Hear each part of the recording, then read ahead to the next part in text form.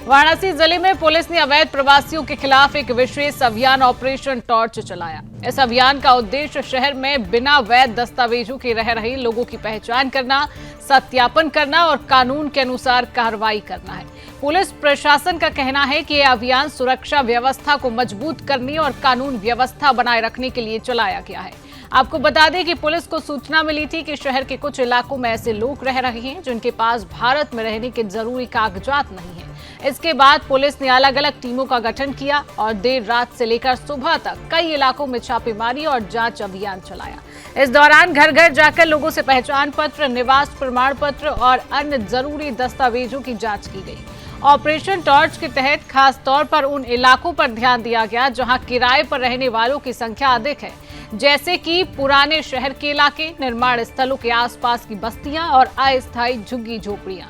Police ने स्थानीय मकान मालिकों से भी पूछताछ की और उन्हें भी निर्देश दिए कि वे किराएदारों का पुलिस सत्यापन जरूर कराएं।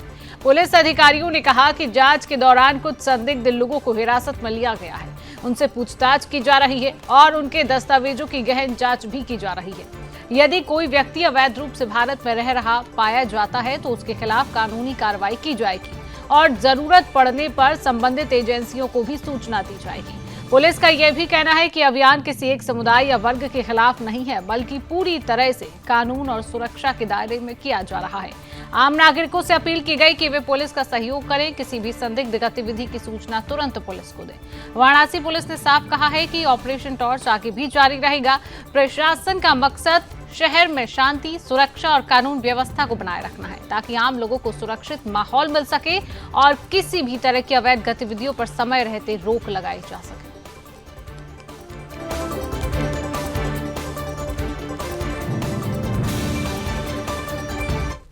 और इसी खबर पर अधिक जानकारी लेंगे, हमारे साथ संवाददाता अमित जुड़ चुके हैं। अमित, उत्तर प्रदेश में ऑपरेशन टॉर्च देखने को मिल रहा है। हालांकि वाराणसी में भी कई अवैध प्रवासी हैं जिन पर सख्त कार्रवाई की जा रही है। क्या कुछ जानकारी इस पूरे मामले को लेकर, किन किन इलाकों में पुलिस पहुंची है? अमित जी, काफी इलाकों में, खास तौर पे जहां रिहायशी इलाके हैं, जो स्लम एरिया हैं, जहां पे आइडेंटिफिकेशन बड़ा मुश्किल है शिवानी, उस जगहों पे पुलिस पहुंच रही है रात में, और रात बिरात पहुंच रही है। और उसमें पुलिस पूरा इंश्योर कर रही है कि किसी भी तरह की पहले से कोई खबर ना मिले उन्हें, और अचानक से सर्च ऑपरेशन किया जा रहा है। उससे उनके आईडी मांगे जा रहे हैं, और अगर उनके आईडी नहीं मिल रहे हैं तो फिर उनको डिटेन किया जा रहा है। कई लोग मौके पे भागते हुए भी पाए गए हैं ऐसी परिस्थिति में, जहां पर देखा गया है कि अगर पुलिस ने आईडी मांगी है और पुलिस पहुंची है तो वहां पे लोग उत्तर प्रदेश पुलिस के खौफ से भागते भी हैं। कुछ लोग इसमें जेन्युइन भी होते हैं, हालांकि कुछ ही लोग हैं वो जो कि एक अपना वैध आईडी रखते हैं। शिवानी, आपको तो पता ही होगा कि माननीय मोदी जी की सरकार और योगी जी की सरकार ने इतनी स्कीमें चलाई हुई हैं कि हर गरीब तबका या हर इस तरह का अंडर प्रिविलेज हम कह लें, अपने पास जरूर आधार कार्ड रखता ही है और कोई ना कोई सबूत रखता है जिससे कि उसको इन सेवाओं का लाभ मिल सके। लेकिन इनमें से कुछ घुसपैठिए हैं जरूर, जिनके पास जो अभी आए हैं या जो इस तरह की आईडी नहीं बना पाए हैं, तो उनको पुलिस तुरंत मौके पे पकड़ ले रही है। अमित, एक सवाल ये भी खड़ा हो जाता है कि कई जगह ऐसे हैं जो किराया देकर घरों में रह रहे हैं, यानी कि किराएदार बनकर। यहाँ पर जो मकान मालिक है उसकी गलती भी सामने आ जाती है, क्योंकि पुलिस वेरिफिकेशन नहीं करा रहे कई मकान मालिक। तो इसको लेकर पुलिस किस तरीके से जांच कर रही है? क्या मकान मालिकों को लेकर भी जांच चल रही है अभी? शिवानी, हम आपको बता दें कि उत्तर प्रदेश सरकार जो है किराएदारों को लेकर और मकान मालिकों को लेकर इसी वजह से जो कहा जाता है registration of rent agreement in the court, उस पे बहुत जोर दे रही है।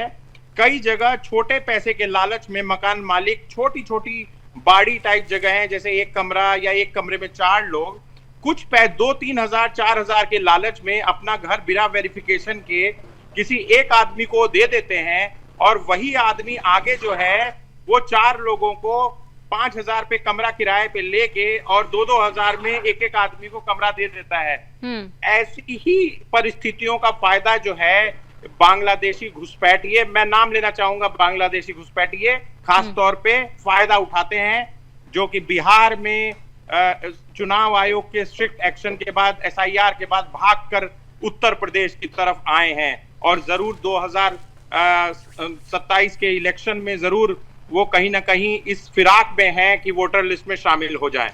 बिल्कुल अमित, लेकिन इन घुसपैठियों को पता नहीं है कि उत्तर प्रदेश की जो सरकार है घुसपैठियों को लेकर कितनी सख्त है, किस तरीके से अभियान चलाए जा रही हैं, ऑपरेशन टॉर्च चलाए जा रहे हैं और इन घुसपैठियों को खंगाला भी जा रहा है कि आखिरकार ये कैसे भारत देश में बिना किसी वेरिफिकेशन, बिना किसी डॉक्यूमेंट्स के एंट्री कर जाते हैं। अभी कितने घुसपैठियों को पकड़ा गया है वाराणसी में, इसको लेकर कोई अपडेट अभी?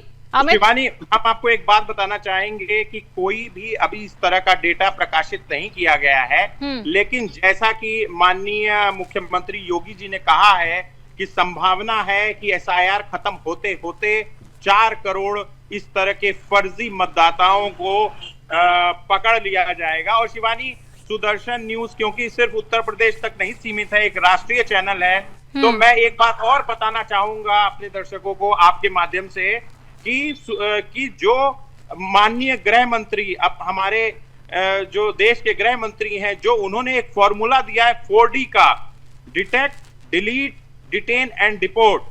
उत्तर प्रदेश सरकार, पुलिस और उत्तर प्रदेश पुलिस जो है वो उसी फॉर्मूले को लेके चल रही है। और ये माना जाता है कि बिहार में भी जो एसआईआर का अभियान चला है, कहीं ना कहीं उत्तर प्रदेश सरकार की नीतियों को फॉलो किया गया है शिवानी, उनका अनुसरण किया गया है। और अब जब उत्तर प्रदेश की खुद बात आई है तो एक कहा जाता है, अंग्रेजी में कहावत है, जेनजी का जमाना है Shivani, leading from the front.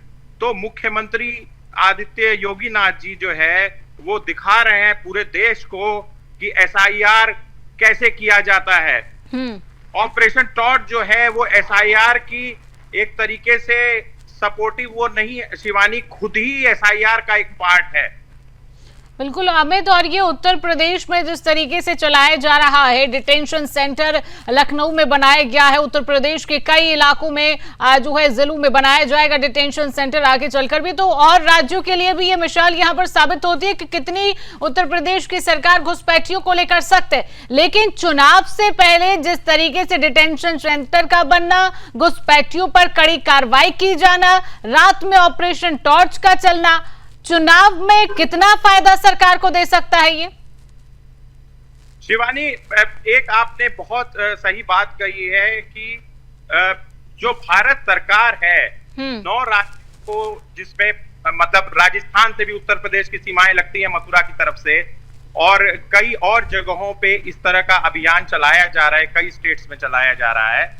लेकिन जो सबसे ज्यादा समय सीमा बढ़ाई गई है वो उत्तर प्रदेश में बढ़ाई गई है एसआईआर की, क्योंकि उत्तर प्रदेश सरकार जो है जल्दबाजी में सिर्फ जो आजकल एक ट्रेंड हो गया है प्रकाशित करने का, कोई इस तरह का क्रेडिट नहीं लेना चाहती। उत्तर प्रदेश सरकार का जो मेन जो एजेंडा है वो ये है कि उसकी किसी से कोई निजी जो कहा जाता है कि कोई दुश्मनी नहीं है, चाहे वो कोई भी नागरिक हो प्रदेश का। लेकिन उसी समय पे उत्तर प्रदेश सरकार ये सुनिश्चित करना चाहती है कि जो भी सरकार आगे आए वो एक संशोधित मतदाता के द्वारा चुनी गई हो और उसमें किसी भी तरह की मिलावट ना हो, चाहे वो फिर बांग्लादेश हो, म्यांमार हो और फिर चाहे पाकिस्तान हो। बिल्कुल अमित, कई तस्वीरें हम अपने दर्शकों को भी दिखा रहे हैं, टीवी स्क्रीन पर भी देख रहे हैं कि पुलिस प्रशासन ऐसे इलाकों में पहुंचा है जहां पर झुग्गी झोपड़ी बसाकर ये घुसपैठिए वहां पर रहते हैं। उनका जो आधार कार्ड है उसकी जांच की जा रही है, कई ऐसे कागजात, कई ऐसे डॉक्यूमेंट जो जरूरी होते हैं उनकी जांच की जा रही है। जब जांच करने के लिए पुलिस उस इलाके में पहुंचती है, घुसपैठियों को तलाशने के लिए उस इलाके में पहुंचती है, तो क्या पुलिस प्रशासन की तरफ से अभी तक कोई प्रतिक्रिया सामने आई है? अमित, शिवानी, हम एक बात दर्शकों को बताना चाहेंगे कि जैसे हम अपने दर्शकों को फुटेज भी दिखा रहे हैं कि जिसमें पुलिस इलाकों में जा रही है, यह है जो हिस्सा है ऑपरेशन टॉर्च का। लेकिन उत्तर प्रदेश पुलिस इस कड़कड़ाती ठंड में रात में 1 बजे 2 बजे ऐसे इलाकों में जहां उसको मुखबिरी से सूचना है कि इस इलाकों में कुछ इस तरह की संभावना हो सकती है, वहां पर जाकर रात में अभियान चला रही है। और पुलिस को देखकर आप यकीन मानिए कि ये जो घुसपैठिए हैं ये कहीं ना कहीं एक तरह से जो कहा जाता है कि दुम दबा के भागना, जिसको एक कहावत है, वो काम करते हैं। हाँ, ये जरूर हम कह सकते हैं कि इतनी हिम्मत और इतनी मजाल किसी की नहीं है कि वो उत्तर प्रदेश पुलिस का सामना कर सके, चाहे उस पर अटैक कर सके।